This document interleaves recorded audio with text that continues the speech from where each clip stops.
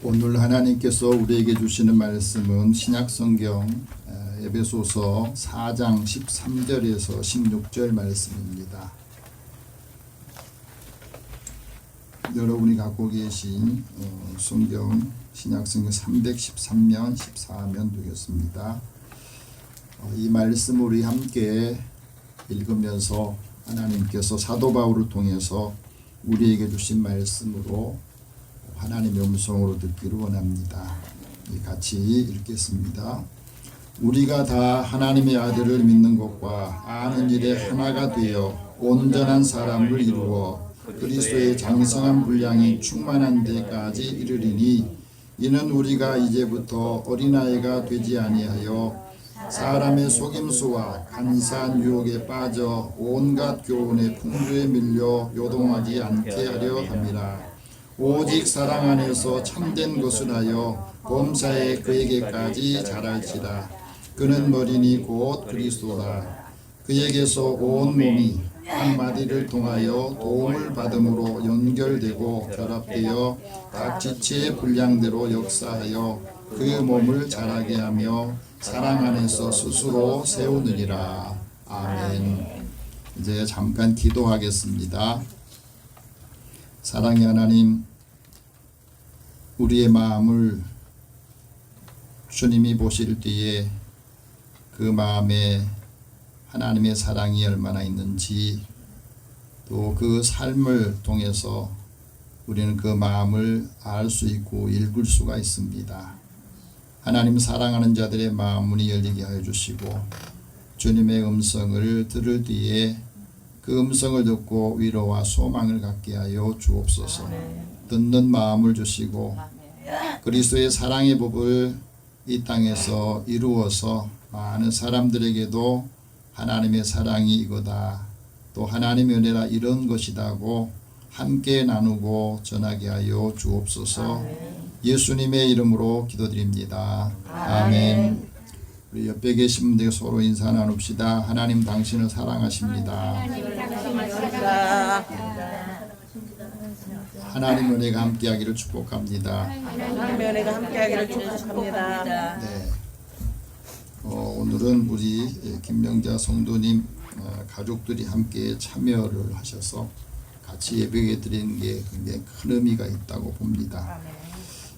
매일매일 생활 속에서 소소한 일들을 우리가 경험하고 살아가는데 그 소소한 경험들이 때로는 다른 사람들에게 큰 힘이 되고 소망이 되고 위로가 될 수가 있습니다. 미국의 유명한 심리학자인 웨인 다이어 박사가 자신의 사소한 경험을 통해서 다른 사람들에게 위로를 하고 또 소망을 주는 글들을 많이 썼습니다. 근데 사실은 이분은 어렸을 때 아버지가 안 계셨대요. 그래서 10년 동안 보육원에 맡겨주고 다른 가정에 위탁이 되어서 사는 상황에 처했답니다. 가족들이 돌보지 못하고 다른 곳에서 어린 시절을 보내야 했던 그는 항상 그래도 긍정적인 마음을 가지고 행동을 하곤 했대요. 밤에 눈이 내리면 새벽 5시 일어나 가지고 그 주변에 그 집들 문 앞에 있는 눈을 다 치워주고 또 어려운 일이 있을 때마다 어렵지만은 그 일들을 감당했답니다. 나중에 집주인이 그것을 알고 꼬마가 그런 일을 하니까 작은 동전 몇 푼을 주면서 격려를 해준 적이 있었답니다. 그는 그것을 통해서 터득한 것이 하나 있었다고 그럽니다. 내가 원한 것은 누가 그저 주는 게 아니더라. 스스로 내가 수고하고 노력할 때 그것이 자신들에게 오더라 하는 것을 깨닫게 된 겁니다. 그러면서 그가 이제 대학교에 진학을 해서 교육학으로 박사학위를 받고 다른 사람들에게 내가 무엇을 해줄까 하고 생각하다가 긍정적인 사고와 또 동기부여를 해줘야 되겠다. 그 일에 집중을 하게 됐대요. 그러면서 대학에서 종신교수로 이제 일할 수 있는 기회가 있었는데 다른 사람들에게 어떻게 구원을 받고 어떻게 행복을 전할까 고민을 하다가 그 교수직을 내려놓고 이제 글을 쓰기 시작을 한 겁니다. 여러 책들을 많이 냈는데 그 중에 믿는 만큼 보인다고 하는 책이 있습니다. 내 안에 놀라운 진실, 그 힘을 만나게 되는데 그걸 바로 사람은 믿은 만큼 그 보이게 되더라는 겁니다. 그러면서 그가 발견한 7가지를 소개를 하는데 많은 사람들이 행복으로 가는 길을 가고 싶어 해요. 그런데 사실은 행복으로 가는 길은 없고 행복 자체가 길이더라 하는 것을 알게 됩니다. 우리의 삶에 있어서 우리는 우주 만물 속에서 살고 있는데 그 속에 많은 사람들이 생각을 하면서 살고 있다고 하는 거예요. 그래서 자신이 원하는 것을 현실로 나타나게 하는 게 중요한데 그 나타나게 하려면 이 두 개의 주파수가 서로 연결이 되어야 된다 하고 말합니다. 자기 머릿속에 아이디어를 갖고 있는데 그 아이디어가 자신이 좋아하는 이미지로 상상할 수 있다면 그것은 이미 그곳에서 존재한다는 사실을 알아야 된다고 말합니다.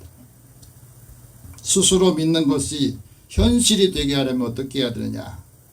그 기적과 같은 변화를 주려면 7가지를 정리를 해봤어요. 그게 바로 첫 번째는 생각의 감옥에서 탈출하라는 거예요. 가끔 우리는 처음 대하는 것에 대한 그 생각을 대할 때에 거의 부정적이고 또 거부하는 마음이 생기거든요. 또 이미 우리가 배운 것이나 알고 있는 것에 많은 생각하다 보면 그것을 벗어나기가 쉽지 않다. 그래서 생각하는 것이 자유롭지 못한 부분이 있는데 그 생각이라고 하는 감옥에서 탈출을 해야 기적이 일어난다 하는 겁니다. 두 번째는 자기 변화를 완벽하게 꿈을 꿔라. 자신의 한계를 벗어나라는 거예요. 아무리 능력 있는 사람도 그 한계에 부딪힐 때 거기서 주저하는 경우가 많거든. 이게 내 한계구나 할 때 낙심하는 사람이 있고 좌절하는 사람이 있고 내 한계가 여기다 하면은 그 다음부터 그 한계를 뛰어넘을 수 있도록 찾는 사람도 있다고 하는 거예요. 그래서 자기 형태의 한계를 벗어나고 계속해서 발전하고 진보적인 사람, 신성한 사람으로 살아가는 것이 중요하다 하는 말을 합니다. 세 번째는 인생의 진짜 목적을 알아라는 거예요. 우리가 살아가면서 인생을 살 때에 자신의 삶의 목적을 바로 알아야 그 목적을 향해서 살 수가 있다고 하는 거예요. 네 번째는 결핍이 아닌 풍요에 집중하라. 많은 사람들이 풍요롭게 살고 싶은데 항상 우리가 생각하는 게 결핍된 것을 생각을 많이 하다 보니까 자꾸 마음이 눌려있고 자유롭지 못하다 하는 겁니다. 그래서 자신이 원하는 것, 그 생각을 끊임없이 확장을 시키라는 겁니다. 생각이 늘 확장이 돼야 삶도 확장이 된다 하고 말합니다. 다섯 번째는 한 발짝만 세상에서 벗어나 봐라. 자신이 있는 그대로 한번 보라는 거예요. 너무 가까이 있으면 보이지 않습니다. 조금 떨어놓고 보면 거리감을 두고 보면은 자신도 보이고 내가 하는 행동도 보이게 되는 거예요. 자신의 얼굴을 자기가 갖고 있지만 자기 얼굴을 자기가 못 보잖아요. 누구를 통해서 봐요? 상대방을 통해서 내 얼굴을 보게 돼요. 그러면서 우리는 물건이나 또 사람에서 굉장히 집착을 갖고 있는데 그 집착을 벗어야 된다는 거예요. 삶의 원대한 이치를 깨닫고 그 모든 사건이나 사람에게 다 서로 간에 이 사람 용서하지 못한 경우가 많습니다. 하나님이 나를 용서해 주셨는데 내가 나를 용서 못해가지고 계속 죄책감 때문에 내가 나를 용서 못하니까 답답해지는 일들이 많이 있다고 하는 거예요. 그래서 우리가 살아가면서 자신이 갖고 있는 것에 대해서 그 판단을 좀 내려놓고 진심으로 이제는 항복을 하면 거기에서 모든 사람들을 용서하고 용납할 수 있다 하는 말을 합니다. 여러분, 우리가 스스로 믿는 것이 현실화된 것을 얼마나 경험해 보셨습니까? 사람의 두뇌, 사람의 신체, 사람의 행동에 관련해서 전문적으로 취재를 많이 했던 데이비드 롭슨이라는 분이 이런 말을 합니다. 우리는 보는 대로 믿는 것이 아니라 믿는 대로 본다는 거예요. 믿는 것이 곧 현실이 되더라 하고 말해요. 사실은 히브리서에 이런 말씀이 이미 있었습니다. 믿음은 보이는 것, 바라는 것들이 실상이요 보이지 않는 것들이 증거다. 많은 믿음의 선배들이 이것을 증거를 했다는 겁니다. 우리가 살아가면서 사실은 우리가 보는 대로 믿는 사람이 있고 믿는 대로 보는 것이 있는데 믿는 대로 보이는 것이 더 많고 더 크다고 하는 것을 말해주고 있습니다. 우리가 살아가면서 내가 사는 것을 하나님이 보실 때에 내 삶을 기뻐하실까? 여러분 어떻습니까? 지금 내가 하고 있는 모든 일들이 사람이 볼 때 정말 즐거워하고 행복해하는지 아니면 내 자신을 내가 볼 때 정말 즐거워하는지 한번 보시기 바랍니다. 하나님이 기뻐하시는 사람은 믿음이 있는 사람, 믿음으로 사는 사람을 기뻐합니다. 믿음이 없으면 하나님을 기쁘시게 하지 못한다. 그래서 왜 그러겠습니까? 믿음으로 하지 않으면, 믿음으로 살지 않으면 자기를 드러내고 자신의 생각을 드러내니까 거기에서 서로 갈등이 많아지거든. 여러분 좋은 일 할 때 그 좋은 일이 오래 못 간 이유가 뭐겠어요? 오래만 형제들이 만났는데 이틀 사흘을 못 가요. 왜 그렇습니까? 그게 서로 조정이 안 되기 때문에 받아들이지 않고 용납하지 않기 때문에 사실은 그런 부분이 생깁니다. 그래서 믿음으로 살아가는 모습을 하나님께서 기뻐하시고 예수님을 믿는 사람들은 기도할 때 신앙생활할 때 믿음으로 하라 이 말씀하겁니다. 믿음의 기도는 병든 자를 구원하시고 주께서 그 사람을 일으키시는데 그가 혹시 죄가 있고 허물이 있어도 그것을 다 용서해 주신다 말씀을 하셨거든요. 그래서 우리가 범사에 살아가면서 우리의 삶의 자리에서 하나님의 구원을 얻기 위해서는 이 믿음을 통해서 하나님의 능력으로 보호하심을 받은 공동체 사람들이거든. 그래서 우리에게 이 말씀을 하고 계십니다. 오늘 우리에게 사도 바울을 통해서 주신 이 말씀은 예수님을 믿는 것과 아는 것의 하나가 되라는 겁니다. 한번 따라해 봅시다. 예수님을 믿는 것과 아는 일에 하나가 되라. 예수를 믿는데 예수님을 잘 모를 때가 있고 예수님을 아는데 예수를 믿지 않는 사람도 있어요. 지식으로는 알기 때문에 그래요. 그리스도의 장성한 분량으로 충만하고 그리스도의 온전한 사람이 되라 하는 말씀을 오늘 본문에서 하고 있습니다. 자, 그리스도인이 온전하게 되려면 어떻게 되느냐? 오늘 말씀 13절 다시 봅시다. 우리가 다 하나님의 아들을 믿는 것과 아는 일에 하나가 되어 온전한 사람을 이루어 그리스도의 장성한 분량이 충만한 데 이르리라. 오늘 이 말씀을 통해서 우리가 맨 먼저 알아야 될 게 뭐냐면 예수님은 누구인가 하는 거예요.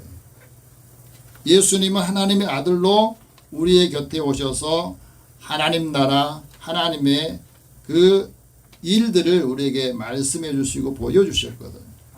예수님은 본래 하나님과 근본적으로 같은 본체였어요. 그런데 예수님이 사람의 몸을 입고 사람이 된 후에는 하나님과 동등함으로 여기지 않고 사람의 모형으로 나타나셔서 자기를 낮추시고 하나님의 구원의 사역을 이루셨다 하고 말합니다. 그래서 예수님이 제자들에게 훈련시키시면서 물어봐요. 사람들이 나를 누구라고 말하더냐 물었더니 어떤 사람은 세례 요한이라 하고요. 어떤 사람은 엘리야라고 그래요. 어떤 사람은 예레미야나 선지자 중에 하나라고 그럽디다. 그런데 사람들이 예수님 보는 이 시각은 정확하지 못했던 거예요. 예수님이 이 땅에 오셨는데 많은 사람들이 예수님이 누군지를 정확하게 알지 못해요. 그래서 제자들한테 물어요. 그러면 너희는 나를 누구라 하느냐? 그때 시몬 베드로가 이렇게 말합니다. 당신은 그리스도이십니다. 살아계신 하나님의 아들이십니다. 그러니 예수님께서 그 말을 듣고 바요나 시몬아 내가 복이 있다.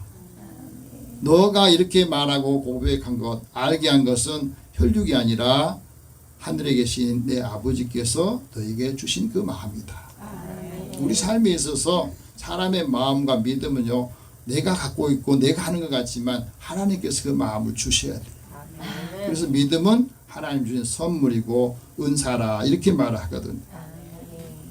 우리가 예수님이 누구인지를 알아야, 예수님은 나와 어떤 관계인지를 알아야 우리의 신앙과 삶이 새로워지고 변화되는 것을 경험하게 된다 말씀합니다.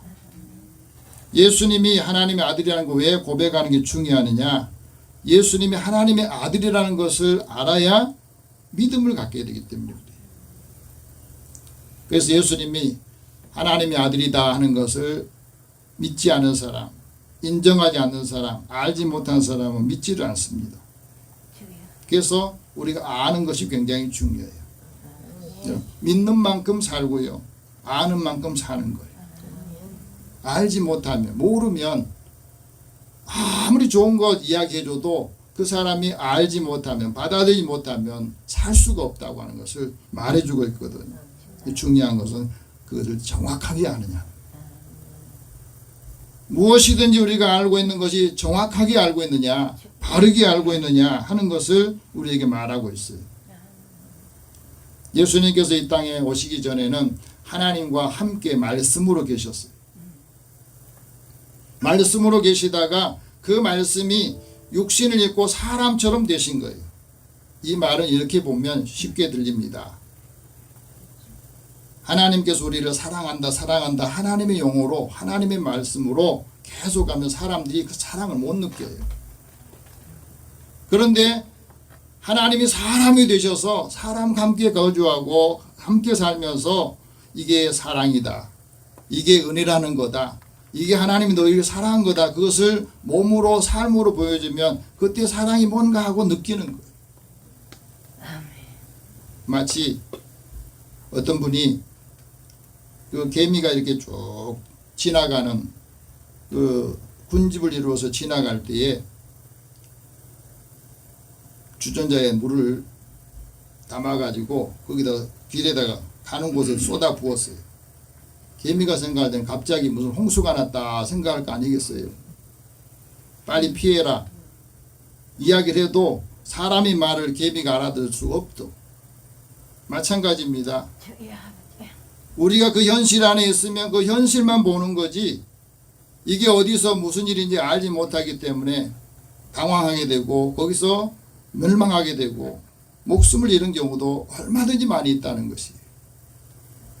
그래서 하나님께서 우리에게 예수님을 보내주신 것은 이 세상을, 사람들을 심판하려고 한 게 아니라 사람들을 구원하시기 위해서 보여주셨고, 예수님이 이 땅에 오셔서 십자가에 죽으신 것은 내가 죽어야 되는데 예수님이 대신 죽으심으로 인해서 우리의 모든 죄를 사면해 주시기 위해서 죽으신 것이다.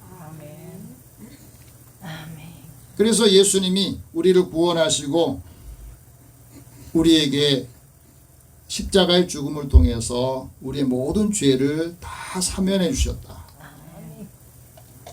그리고 부활하셔서 그 부활의 첫 열매가 되었다 하고 말씀합니다. 예수님의 부활이 우리가 왜 중요합니까? 예수님의 부활을 믿는 사람은 우리도 부활한다고 하는 믿음을 갖게 되기 때문입니다. 근데 많은 제자들이 예수님 부활을 다 믿지 않았거든. 그래서 우리가 하나님 안에 있으면서 그 믿음을 갖고 살면서도 이게 정확하게 모르니까 늘 우리가 살아가면서 흔들리는 삶을 살게 된 겁니다. 그래서 하나님께서는 예수님을 아는 사람에게 지각을 주셨는데 이 지각이 굉장히 우리 삶에 중요해요. 지각이 공간 능력 또 입체적인 사고를 말하는데 여러분 우리가 살면서 멘탈이 강한 사람, 멘탈이 약한 사람 어디서 나타나느냐? 그건 지각력에서 나온다 그래요. 이것을 어떻게 지각하고 예측하느냐에 따라서 그리고 이 일을 통해서 내 마음과 정신이 어디에 두느냐에 따라서 어떤 사람은 작은 일에도 실망하고 쉽게 감정에 무너지는 경우도 많이 있습니다. 그래서 하나님께서 우리에게 이 지각력을 주셨는데 이 지각력이 IQ보다 더 낫다고 하는 거예요. 중요하다는 거예요. 왜? 지각력을 통해 세상을 다르게 볼 수 있기 때문에. 예수 그리스도를 아는 사람은 하나님께서 영생의 은혜를 주셨는데 그 영생의 은혜 가운데 내가 하나님 안에 하나님께서 내 안에 있다고 하는 이 삶을 우리가 고백하게 되는 겁니다. 그래서 예수님이 나의 구원자라고 하는 사람은 영생을 얻고 그 영생이 우리에게 주신 큰 축복이다 하고 말합니다. 그래서 우리가 예수님을 바르게 알고 믿어야 그게 복이 된다 하고 말합니다. 진리 안에서 예수 믿는 사람들에게는 근심이 없다 그런데 예수님께서도 제자들이 근심하면서 이제 어떻게 살지 예수님 없이 어떻게 살까 하고 했을 때 너희는 마음에 근심하지 마라. 하나님을 믿으니 또 나를 믿으라 하는 말씀하시거든. 여러분 근심하지 않고 세상을 사는 사람이 얼마나 있겠어요. 근데 예수 믿는 사람의 근심은 후회할 것이 없는 구원에 이르도록 하는 근심만 허락하신 거예요. 근심이 많다는 말은 온전히 맡기지 못한다는 거거든요. 그래서 세상에 근심이 많으면 그것이 죽음에 이르게 되고 예수님을 올바로 믿는 사람은 하나님을 아는 것, 예수님을 아는 것과 믿는 것이 하나가 된다 하고 말합니다. 예수님을 바로 알아야 우리의 믿음이 올바로 되고 그 믿음이 올바를 때에 사람들에게도 하나님의 은혜라는 것, 사랑이라는 것을 보여주고 나눌 수가 있다 하고 말합니다. 예수님이 부활하셨을 때 많은 제자들이 예수님의 부활을 보았어요. 근데 보지 못했던 도마라고 하는 제자가 예수님이 부활하셨다고 하는 소식을 듣고도 안 믿어요. 아마 이런 부류의 사람들도 상당히 많았을 겁니다. 도마와 같은 분. 내 눈으로 보고 내 손으로 만져보고 내가 직접 경험해보지 않고는 그걸 믿지 않는 사람이 굉장히 많습니다. 근데 예수님께서는 부활하신 후에 이 도마의 말을 그대로 들으셨다는 거예요. 그 도마에게 나타내 보이시면서 이렇게 말합니다. 네 손가락을 내밀어서 내 손을 봐라. 내 손을 내밀어서 창자국 있는 그곳을 한번 넣어봐라. 그래서 믿음이 없는 사람이 되지 말고 믿는 사람이 되라. 사실 우리가 지금도 하나님의 은혜를 받고 살면서도 예수를 믿으면서도 믿지 못한 일들이 굉장히 많거든요. 믿는 사람이 복이 있다 하고 말씀합니다. 지금 우리도 예수님의 부활을 본 사람이 한 사람도 없어요. 우리가 믿는 것은 예수님의 부활을 목격했던 사람들이 제자들이 예수님이 부활하셨다고 하는 사실을 보고 우리가 알려주는 것을 믿는 거예요. 그 믿음을 통해서 나도 죽음 이후에는 부활한다. 그리고 다시 주님과 함께 만난다고 하는 이 믿음을 갖고 있기 때문에 그게 위로가 되고 걱정을 놓게 되는 것을 우리에게 말씀합니다. 이 A.B. 토호저 목사님이 이런 말을 합니다. 믿음은 쉽게 속는 것과는 다르다. 근데 사람이 무엇이나 믿는 사람은 아무것도 믿으려고 하지 않는 사람이나 똑같다. 그 사람은 하나님으로부터 점점 멀어져 있다는 말이에요. 여러분 믿어야 될 것은 믿고 보아야 될 것 보아야 되는데 그렇지 못하는 경우가 많이 있다고 하는 거예요. 여러분 예수님 믿는 것과 아는 일이 하나가 되면 어떻게 되느냐? 그 사람이 온전하게 된다 하고 말합니다. 이 세상에 온전하고 완전한 사람이 없어요. 그런데 온전한 사람은 말에 실수가 없는 사람이라 이런 표현을 쓰거든. 다시 말하면 말할 때 절제를 갖게 되고, 말하면서 우리가 말할 때는 평소 내 입장에서 말하잖아요. 근데 은혜를 받는 사람은, 은혜를 아는 사람은요, 듣는 사람에게 유익해야 돼요. 말하실 때 그걸 한번 생각해 보세요. 이 말을 내가 하면 이 말이 다른 사람, 듣는 사람에게 은혜가 되고 감동이 되고 위로가 되는 말을 얼마나 하고 있느냐 하는 거예요. 거기서 사람의 만남과 서로의 교제가 이루어지거든요.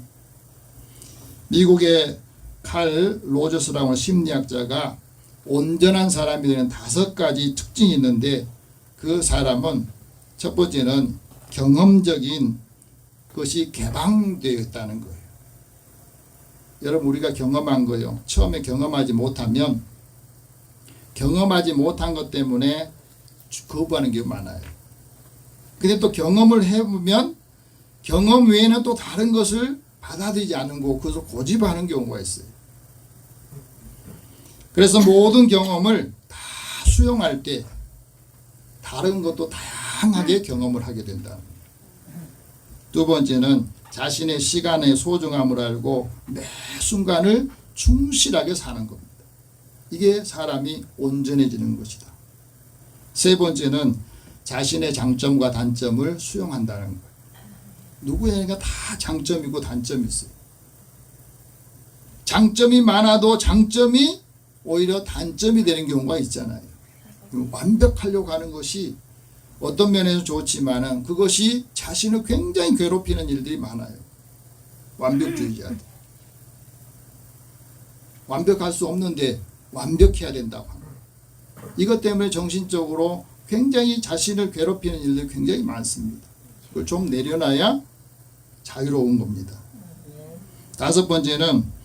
네 번째는 자신에 맞는 창조적인 삶을 살아라. 5번째는 자신이 원하는 삶을 자유롭게 사는 사람. 이 사람이 온전한 사람. 온전한 사람은 그 믿음이 장성하여서 그 그리스도의 분량으로 장성해진다 하고 말합니다. 왜 우리의 믿음이 점점 커져야 되고 성숙해야 되냐면 이것 때문에 그래요. 14절 같이 봅시다. 이는 우리가 이제부터 어린아이가 되지 아니하여 사람의 속임수와 간사한 유혹에 빠져 온갖 교훈의 풍조에 밀려 요동하지 않게 하려 합니다. 우리가 지금 현실적으로 살아가는데 사람들이 속임수에 넘어가서 불행한 사람, 사기당하고 또 다른 사람에게 속아 넘어가서 자신의 영적인 것도 다 잃어버린 사람, 간사한 유혹에 빠져서 온갖 세상의 교훈의 풍조에 밀려가지고 요동하지 않기 위해서 우리가 믿음이 온전해지고 성장해야 된다, 성숙해야 된다 하고 말씀합니다. 누가 제일 흔들리냐면 미성숙한 사람입니다. 온갖 교훈의 풍조에 밀려서 자꾸 흔들리는 것. 그래서 믿음 안에서 온전한 신앙을 가지면 사람이 속이려고 할 때 그 사람의 그 의도를 알게 되고 파악하게 되기 때문에 하나님의 지혜로 우리의 삶을 지키고 마음과 생각을 지키는 것을 말합니다. 예스 티칭 연구소장인 노희성이라는 분이 겪은 이야기예요.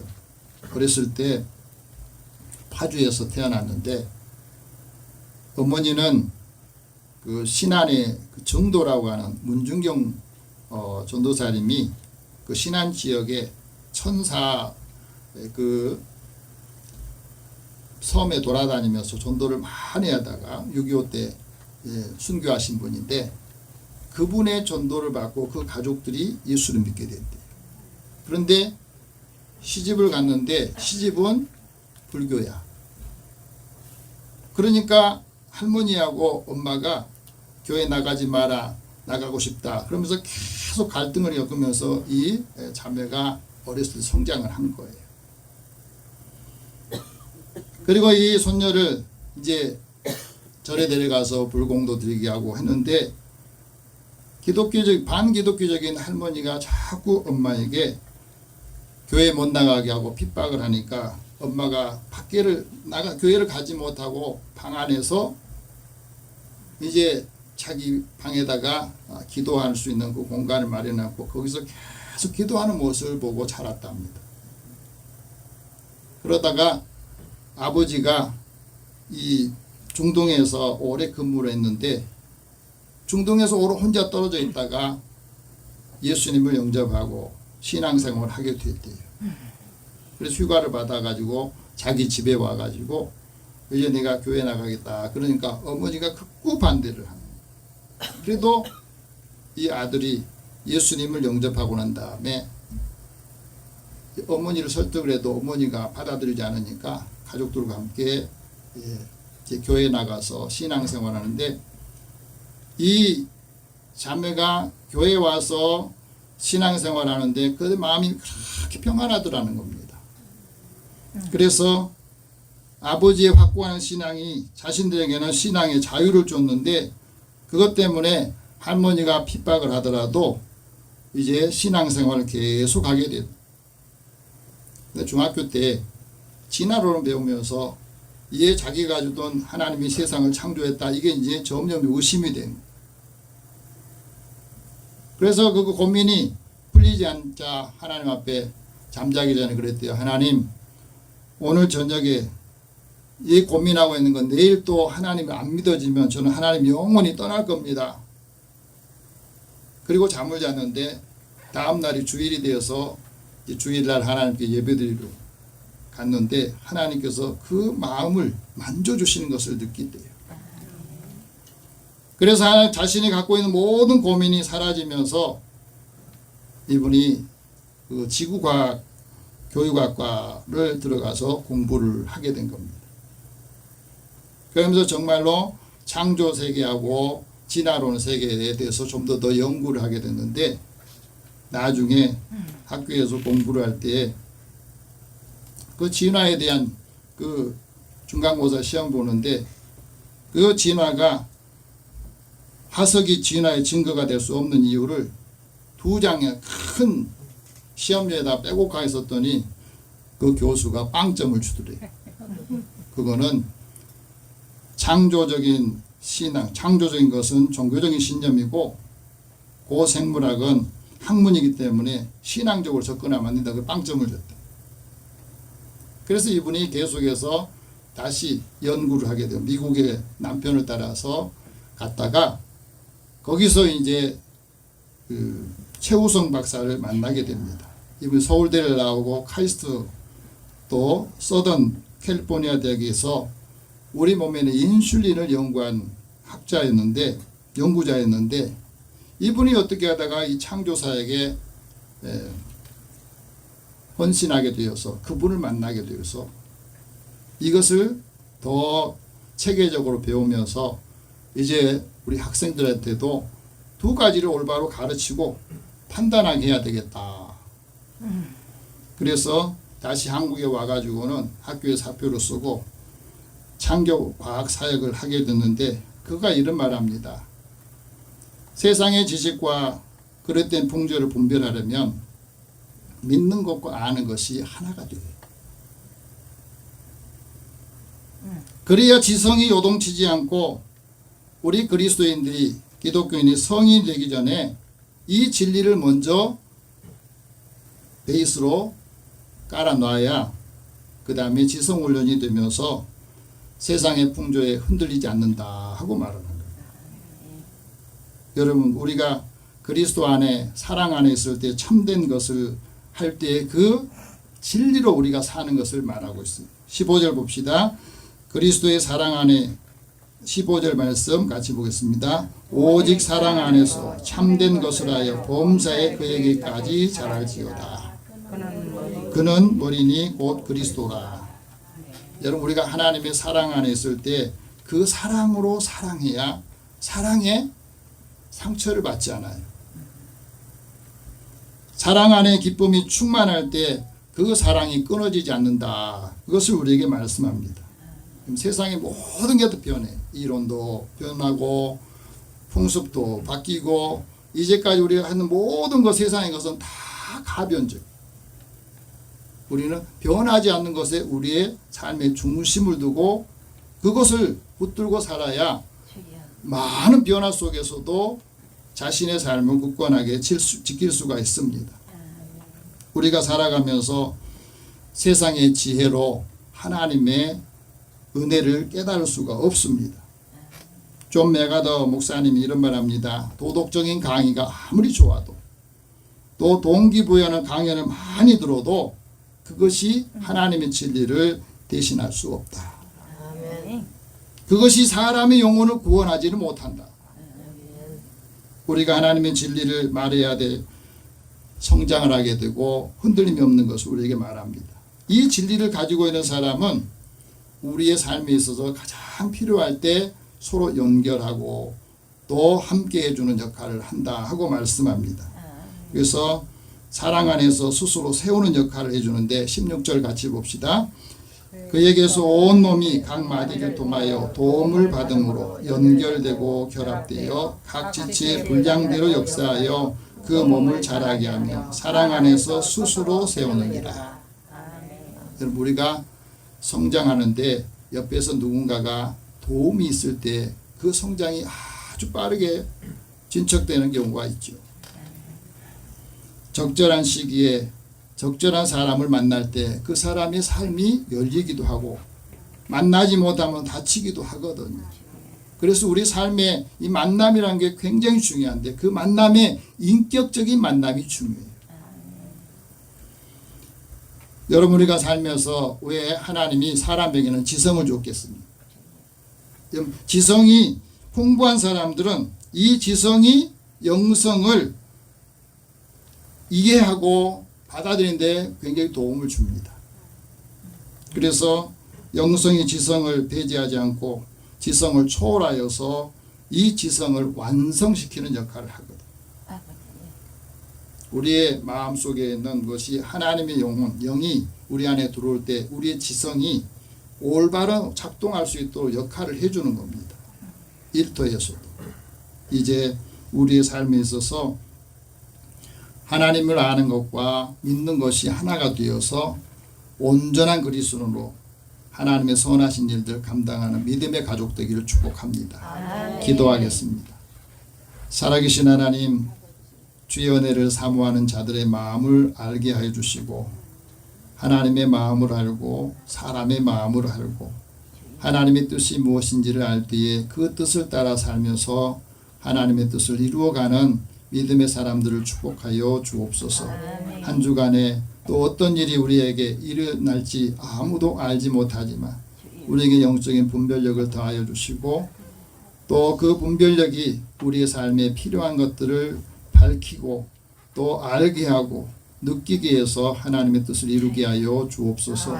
예수님의 이름으로 기도드립니다. 아멘.